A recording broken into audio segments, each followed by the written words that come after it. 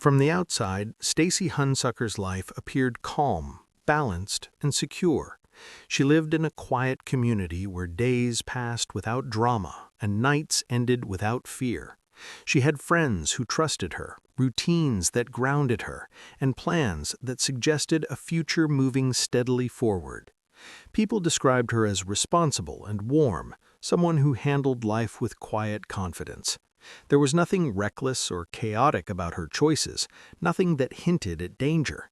And yet, some of the most terrifying stories begin in lives that look exactly like this: ordinary, stable, and safe.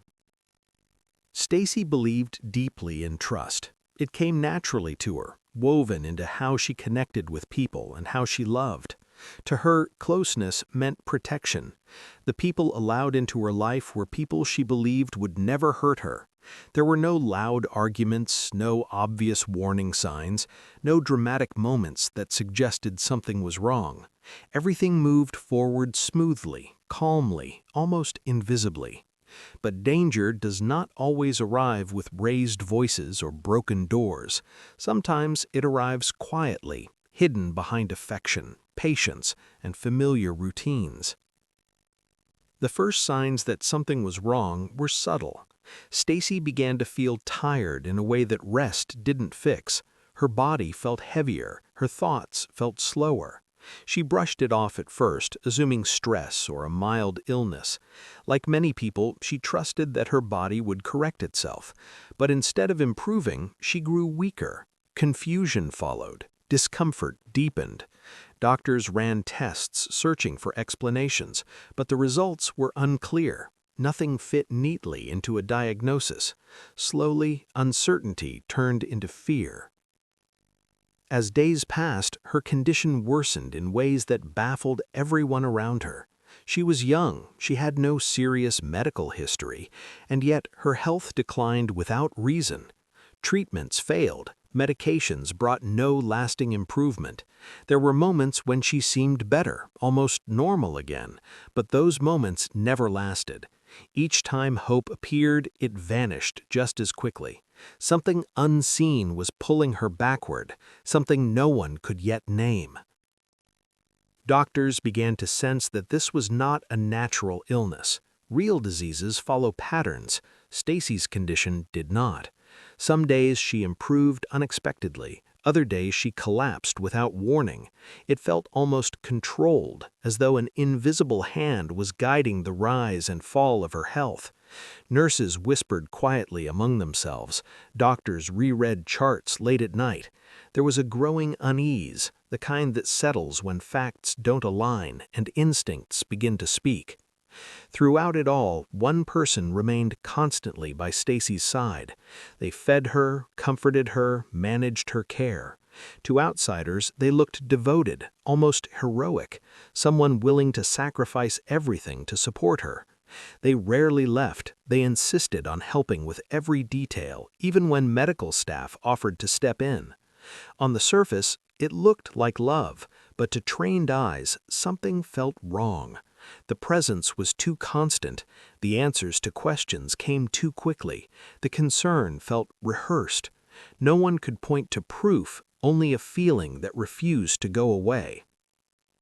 Each time doctors believed Stacy was improving, something sudden would undo it. Her heart rate would shift, her breathing would weaken, her confusion would return without explanation. It was as though progress itself triggered the setback.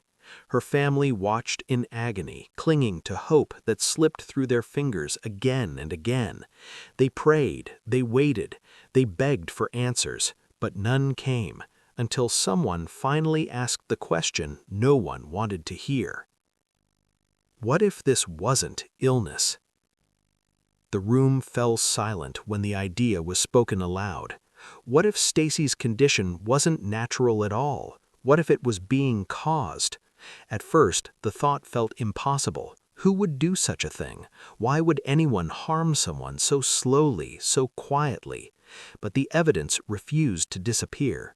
Her symptoms didn't match known diseases. Her test results were inconsistent. And most unsettling of all, her condition seemed to change depending on who was with her. The word entered the room softly, but it changed everything. Poison. Hospital staff began to watch without announcing it. They didn't confront anyone, they didn't raise alarms. They observed, they recorded visits, they monitored food, drinks, and medications. They tracked times and patterns, and slowly a horrifying truth emerged.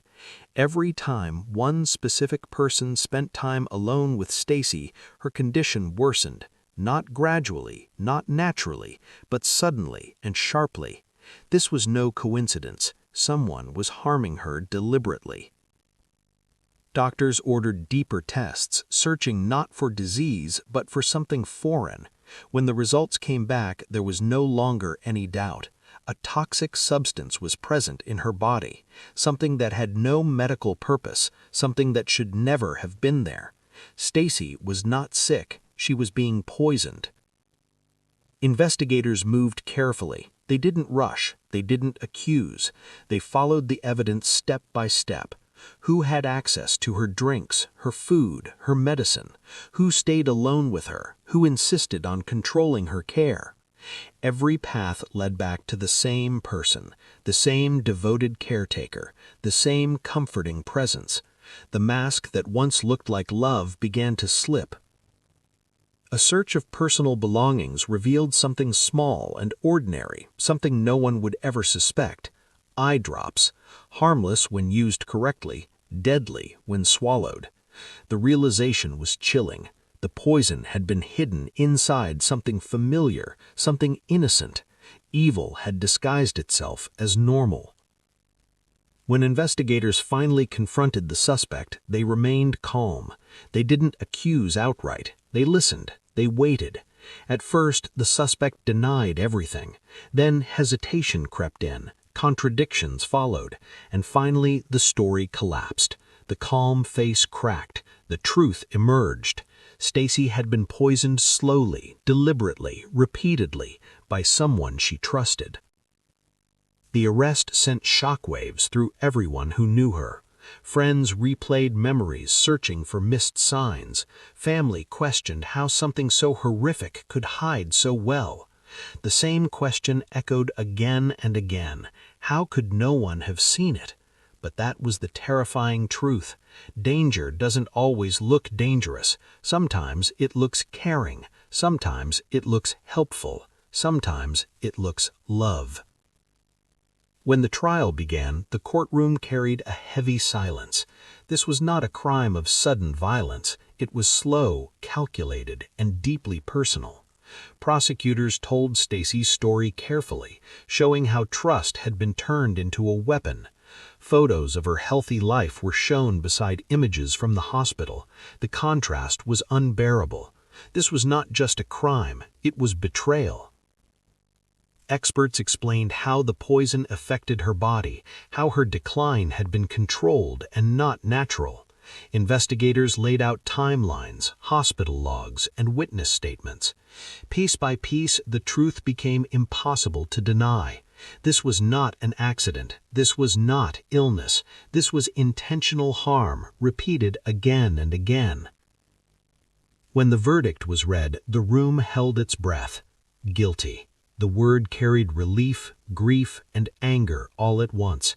Justice had spoken, but nothing could undo what had been done. Stacy's life had been shattered by someone she trusted completely. Her story did not end in that courtroom. It became a warning whispered far beyond the walls of the trial, that danger does not always scream, that evil does not always look evil, that the most terrifying harm can come from the closest people.